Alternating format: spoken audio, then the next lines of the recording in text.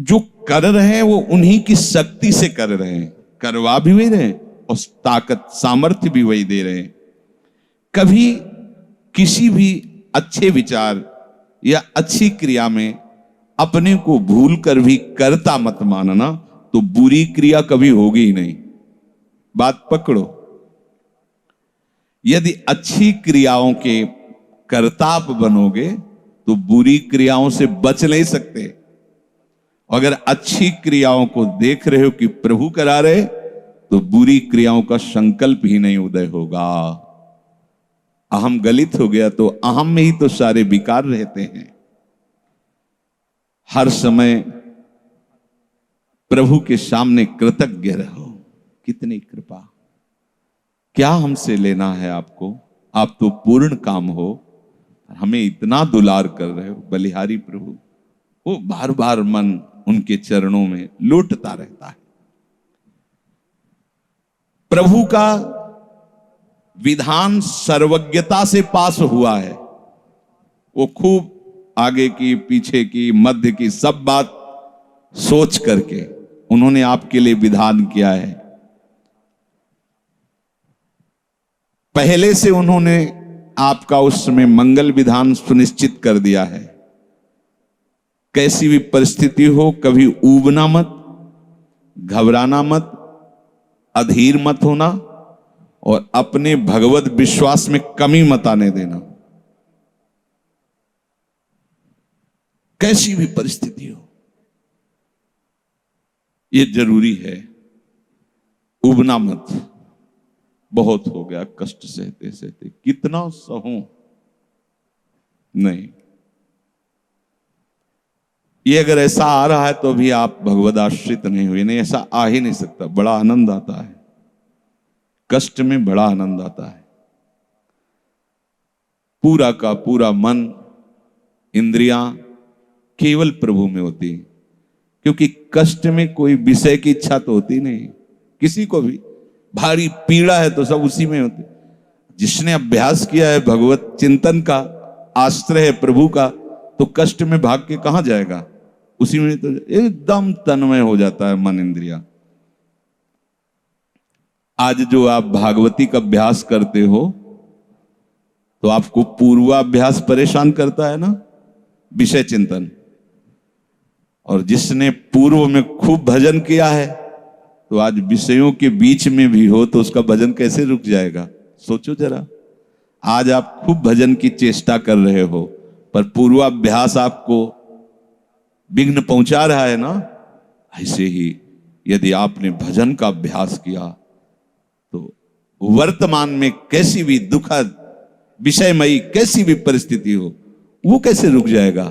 जब असद अभ्यास सत अभ्यास के बीच में प्रकट हो रहा है तो सत अभ्यास असत की सत्ता कैसे रहने देगा।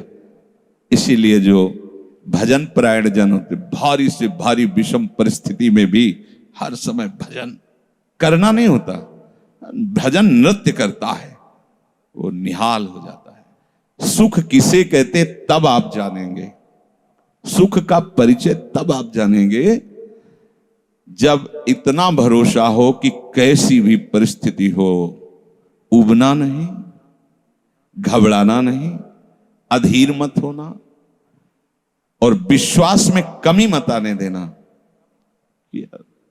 कब तक भोगूं, कब तक। ऐसे लोग हैं उद्दंडता करते हैं, पाप करते हैं, उनको बुखार भी नहीं होता। भजन में लगे लोगों को देखो कितना कष्ट। ये क्या है प्रभु, कम से कम उनका शरीर स्वस्थ रखो तो आपका यश गा रहे भजन। उनका विधान सर्वज्ञता से भरा हुआ है। तुम अल्पज्ञ हो, तुम वर्तमान की बात सोच रहे हो। वो तीनों कालों को देखकर निर्णय करके परिस्थिति दिया, इसलिए मस्त रहो उनके भरोसे पर। कभी कई बार चर्चा की है प्रताप राय जी की, बचपन से भजन परायण थे, ईश्वर संपन्न घर था, भाई बहन सब खूब। कुछ दिनों बाद माता पिता पधार गए, पूरा अधिकार। ऐसे भजन में डूबे रहते कि उनका व्यापार था कि जैसे कोई धन लेने के लिए आया तो उसके लिए कुछ गिरवी रखना होता था, आभूषण आदि, और जितनी आवश्यकता है आप धन ले जाइए, और जब धन मिल जाए तो ब्याज सहित उसमें रख जाना और अपना सामान ले जाना। एक बक्सा रखा रहता था और वो आप माला लिए हर समय भजन करते रहे। बड़े वास्तविक आंतरिक वृत्ति से प्रभु में लगे थे। पर उनकी कुल परंपरा का यह व्यापार था। जैसे सदन जी की कुल परंपरा, तो कुछ गृहस्थ ऐसे महापुरुष जो अपने, भगवान भी कहते पर धर्मो भयावहा सुधर्मो निधनो श्रेया पर धर्म, वो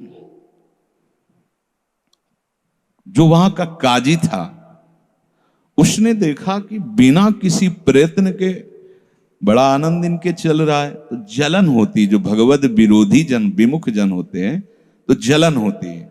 इसको दूसरे रूप में हम कह सकते हैं कि प्रभु अब उनके भजन का फल देना चाहते थे। दोनों बातें, परिणाम जान गए हैं इसलिए हम कह रहे हैं प्रभु उनके भजन का फल देना चाहते थे, और वो वर्तमान से देखो तो वो द्रोही थे, भगवत द्रोही जन। 3 लोगों ने काजी से मिलकर कहा बड़ा सुख लूट रहा है, हम जाके देखा है, बढ़िया काम बन जाए। वो देखता भी नहीं कि बक्से में क्या रखा गया।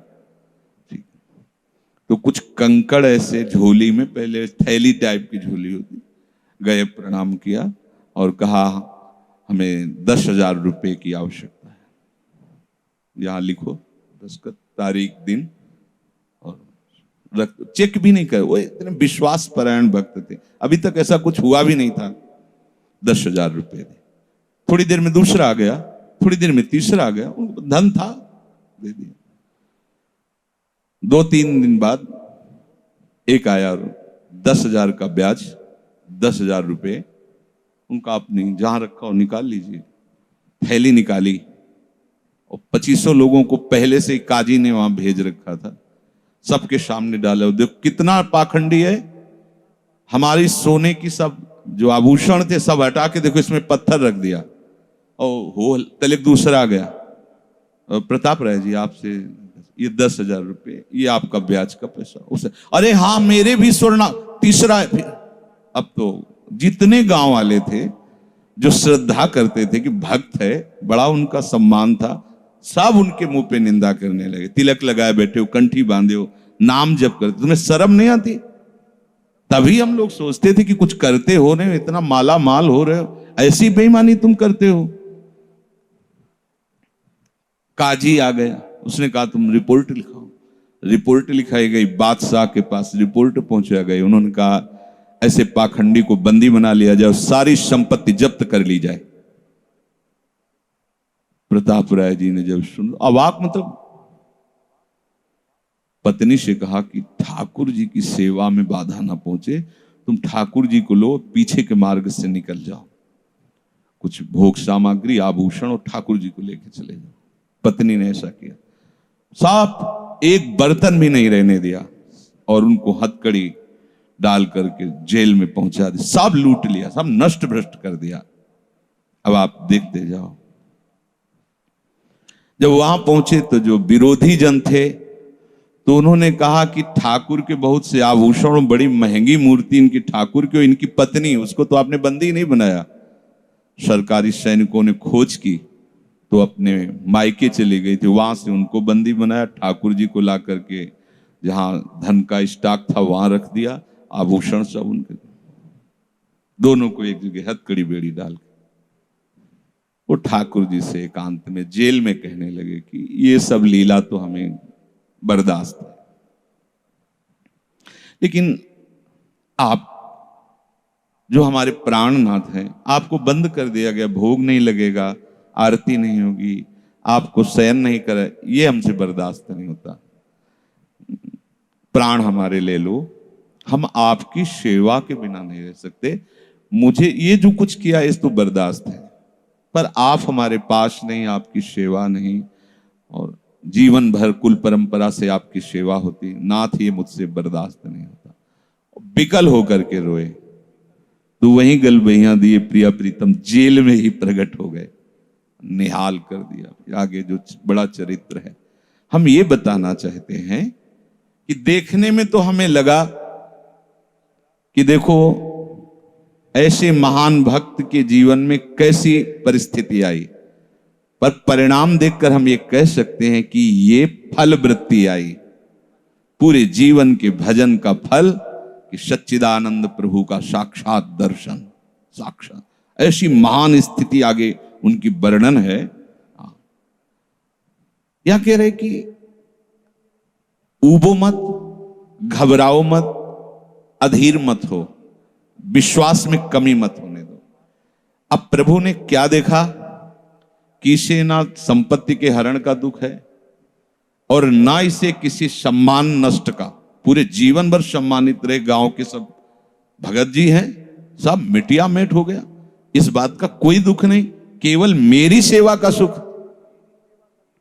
आगे चरित्र में आता है फिर उन्होंने जो लीला की कि बादशाह चरणों में झुका, पूरी समाज के सामने उन तीनों ने स्वीकार किया मैंने कपट किया, फिर जय जयकार। ये तो उनके एक मिनट का काम होता है, ये उनका तिनके को ब्रह्मा बना देना, ब्रह्मा को तिनका बना देना, ये उनका तो खिलवाड़ होता है।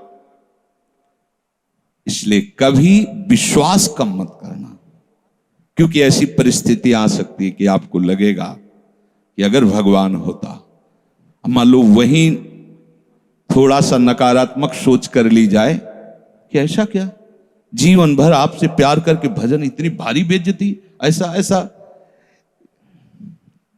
भक्त अगर ऐसा चिंतन करता है तो शरणागति नहीं, क्योंकि शरणागति में विपरीत चिंतन की जगह नहीं होती, शरणागति में संशय नहीं होता। उसकी कृपा के असंख्य रूप हैं, वो आवश्यकता अनुसार जब जहां जैसे चाहेगी वैसा रूप रख लेगी।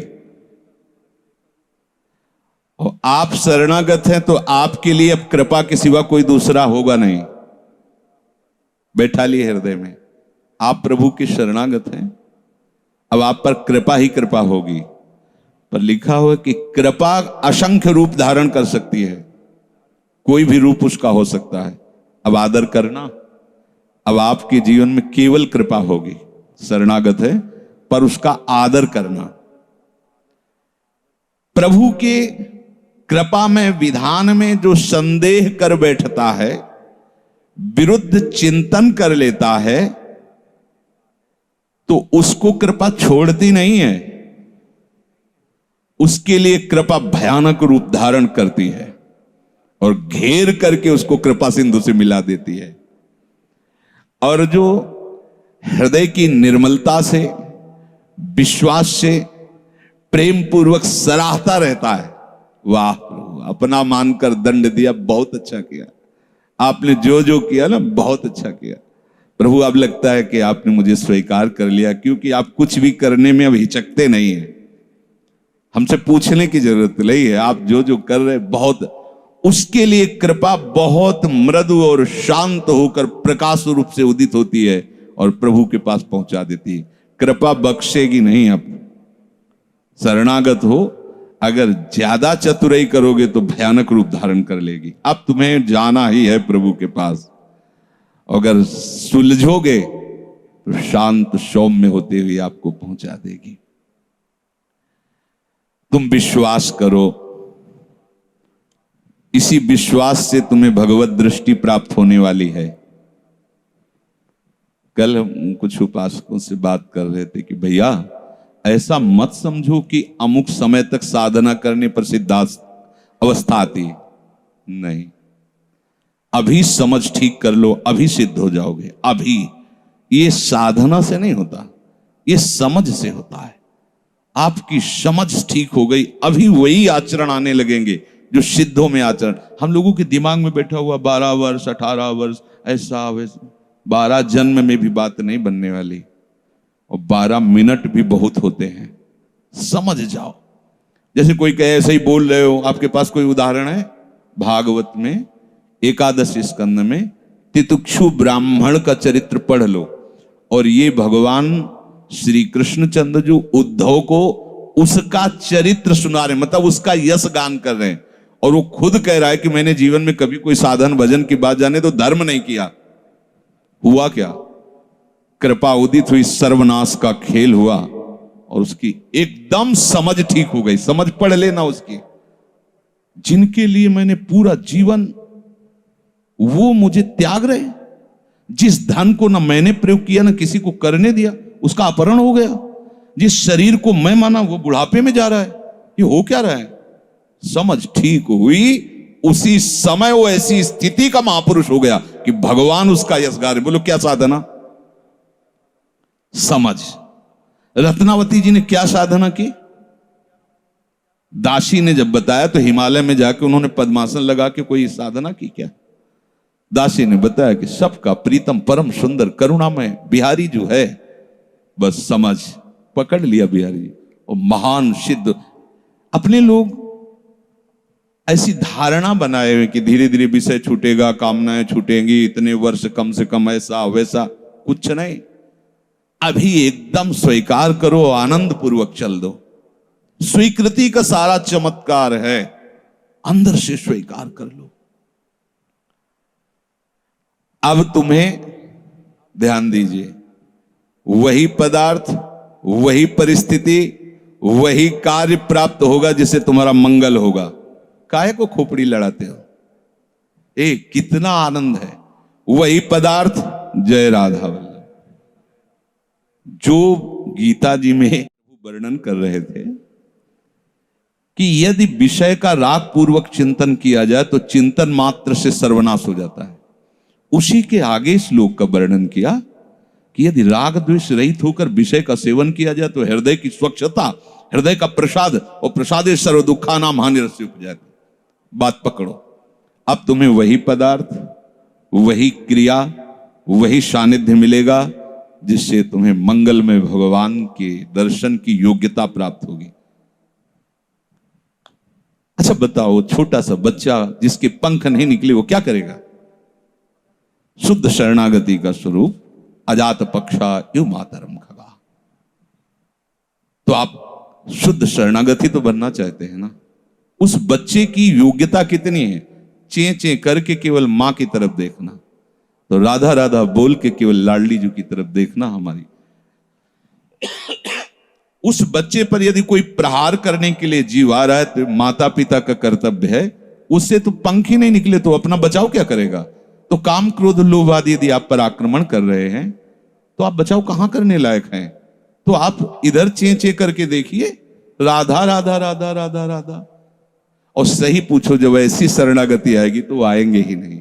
वो भी भगवत प्रेरित आते हैं, भगवत प्रेरित। नहीं, देवर्षि नारद जी के हृदय में कहां काम था? पूरी लीला करके काम हार गया, और जब अहंकार आ गया तो छूट दे दी, तो देख लो क्या हो गया। समझना बस। सारी ये जो परमार्थ का खेल है ये सब समझ का है। आश्रय से जो भगवान कहते हैं कि बुद्धि योगम ददामिते, बस ये बुद्धि योग हो गया कि मस्त हो जाओगे। तेषाम सतति युक्तानाम भजताम प्रीति पूर्वकम ददामि बुद्धि योगम तम। अब जो भी पदार्थ, जो भी क्रिया, जो भी सानिध्य, वो कृपा के द्वारा होगा। अब हमें उसमें न राग करना न द्वेष करना है। और इसका परिणाम क्या बताया? हृदय की स्वच्छता, परम प्रसाद और बुद्धि का भगवान में स्थित हो जाना। अब वो प्रतिकूल हुआ या अनुकूल हुआ? अगर प्रतिकूल हुआ तो आपने सोचा गलत सिद्धांत। अगर ये बात हम ना माने होते तो इससे सावधान रहते तो हमारे वो होना था। प्रभु का विधान था, उसमें कुछ है, बाद में देख लेना। उसका वो परिणाम होगा जो तुम नहीं निकाल सकते थे। उस प्रतिकूल पदार्थ, वस्तु, व्यक्ति के सानिध्य से वो ठीक हुआ है जो ठीक होना था। प्रभु ने भेजा है। अब तो तुम निश्चिंत हो जाओ, अब भय ना करो। समझ ला? प्रभु सर्वज्ञ हैं, तुम उनके भरोसे हो गए हो। आप कोई तुम्हारा मंगल कर ही नहीं सकता। बोले काम आता है, क्रोध आता है, गंदी बातें मन में रहती हैं। कहा जाता है जब ये तक हृदय में रहेंगे तब तक तुम्हें भगवत प्राप्ति नहीं होगी। शास्त्रों में खूब खुला वर्णन है, चाहे जहां देख लो। त्रिविधम नरकस्येदम द्वारम नाशन मात्मनः कामः क्रोधा तथा लोभा। तस्मादे त्रयम त्यजेत, काम क्रोध मद लोभ शब नाथ नरक के पंथ। पर इसके बीच की हम एक रहस्यमयी बात आपको बताते हैं। यदि आपने भरोसा लाडली जी का कर लिया है और ये हैं, तो इनकी सत्ता नहीं, ये आने जाने वाले हैं और इनसे कुछ भी आपका नहीं बिगड़ने वाला। भरोसा इनका, ये तर्क वितर्क की बातें नहीं है, ये श्रद्धा विश्वास की बातें हैं। और धीरे धीरे एक दिन आप महात्मा बन जाओगे। देख लेना, विश्वास करना। कुछ बातें ऐसी होती जो यहां की होती हैं, क्योंकि पूरा जीवन जिए हैं तो उसको देखा है। पढ़ी लिखी बातों को जब तक अनुभव में नहीं किया जाता तो ठीक से समझ में नहीं आती। अब जैसे ये बात केवल समझ में आ जाए कि निर्विकार हृदय ही भगवत प्राप्ति की योग्यता, बढ़िया बढ़िया शब्द है, लेकिन जीवन में देखा है कि इसमें विकार है। जीवन में देखा है इसमें बहुत सी घृणित बातें रही और कसर रखा नहीं साधन में, भजन में, साधन में, उपासना में। गुरु कृपा से छूट नहीं दी। जीवन हो गया 5 मिनट भी इसको छूट नहीं दी। हर समय जैसे दुश्मन पर सवार रहे। देखो बीमार हैं, बुखार, ये दुनिया का सब नाट, छूट नहीं है। अगर थोड़ी भी सांस है, चलने की हिम्मत है तो चलेंगे। ऐसा नहीं कि बीमार हूं पड़ा, नहीं, हिम्मत है तो बैठेंगे, चिंतन सब। पर विकार देखा है, काम भी देखा है, क्रोध भी देखा है, 20 वर्ष बाद भी ममता को भी देखा है। अब हम क्या करें? निराश होकर बैठ जाएं क्या? नहीं। तो भगवत प्राप्ति तो होगी नहीं। 20 वर्ष से चलते रहे, ममता भी देखा पीछे, काम भी देखा, क्रोध। अब क्या करें? बिल्कुल निराश मत होना। ये वो विधान चल रहा है जो आपको सच्ची शरणागति में पहुंचाएगा। पक्का, बिल्कुल, ये अनुभव की बात कह रहा हूं, इसमें कोई क्यों में करने की जरूरत नहीं। आपको निश्चित भगवत प्राप्ति होगी। काम क्रोध ये स्फुरित होते रहें तो भी आपको निश्चित भगवत प्राप्ति होगी, क्योंकि आपने आश्रय लिया है लाडली लाल का। इस पर किसी का तर्क नहीं चलेगा। जैसे कोई कहे, तुम्हारे कहने से होता है, पता नहीं तुम्हारी छाती का अनुभव गलत हो तो।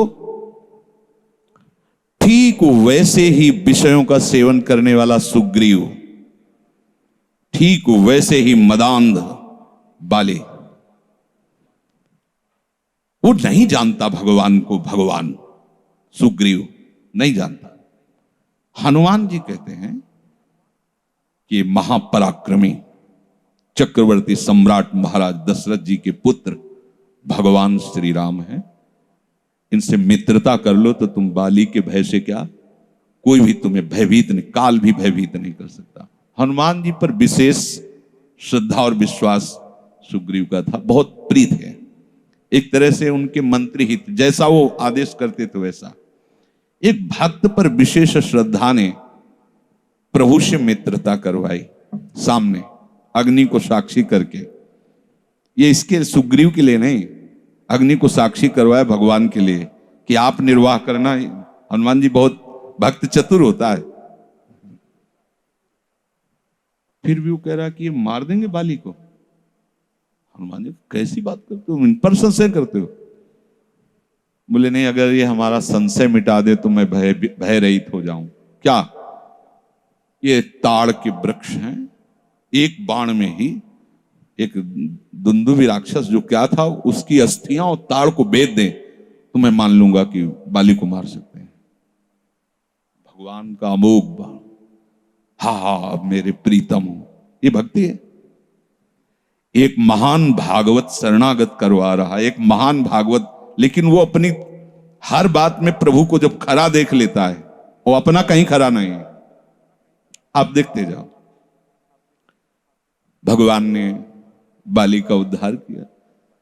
जब प्रभु का तीर उसके हृदय में धसा हुआ है, प्रभु को देखा तो हृदय प्रीति, मुख वचन कठोरा। भगवान की तरफ देखकर हृदय में तो अपार प्रीति का हो भाग्य, हो भाग्य। क्योंकि चलते समय उसकी पत्नी ने बता दिया था होश में, जो भगवान है वही है, दूसरा नहीं। उनका भगवान समदर्शी, मेरे से बैर क्यों करेंगे? कोई सुग्रीव इतना बड़ा भगत तो है नहीं, बचपन से जानने, दोनों भाई हैं, दोनों एक जैसे हैं, तो मैं बैरी हूं और वो प्यारा हो, ऐसा क्यों हो सकता है? वो तो समदर्शी है। जब भगवान ने बाण मारा तो यही प्रश्न किया, बोला चितई राम की ओरा, हृदय प्रीति मुख बचन कठोरा, बोला चितई मैं बैरी सुग्रीव प्यारा, कारण कवन। शब्द देखो, नाथ मैं मारा, मैं भी तो आपका हूं। नाथ शब्द दासत्व से, मैं भी तो आपका हूं, प्रभु मुझे मारा और इसको आपने प्यार किया, क्या खास बात थी? तो भगवान ने यही बताया कि तुमने सुन रखा था कि मेरी शरण में आ गया है, बस। अब आप देखो क्या नहीं है सुग्रीव के पास। और आगे उसी चरित्र के सर्वज्ञ लेखक गोस्वामी श्री तुलसीदास जी लिखते हैं कि जेहि अग बधेउ व्याध जिमि बाली, सोई सुकंठ पुनि कीन कुचाली। कुचाली शब्द, वही कुचाल की। इसकी व्याख्या नहीं करनी है, केवल समझना है।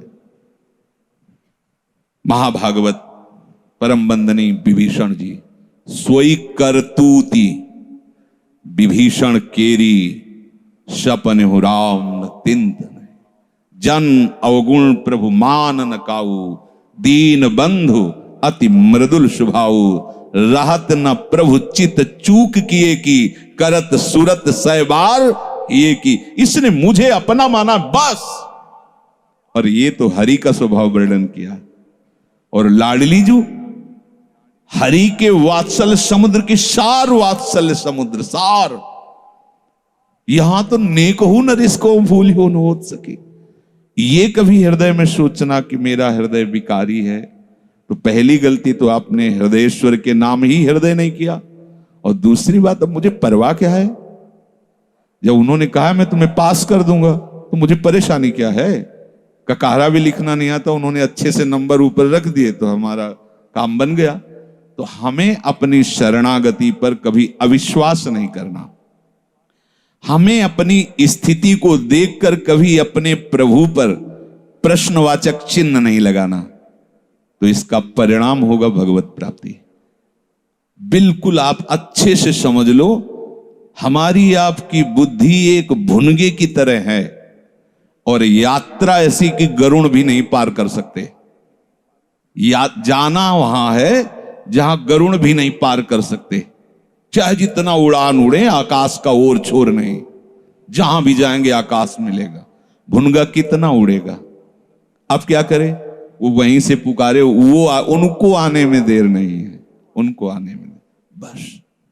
शांत हो जाओ, आश्रित हो जाओ, किसी अन्य का भरोसा नहीं।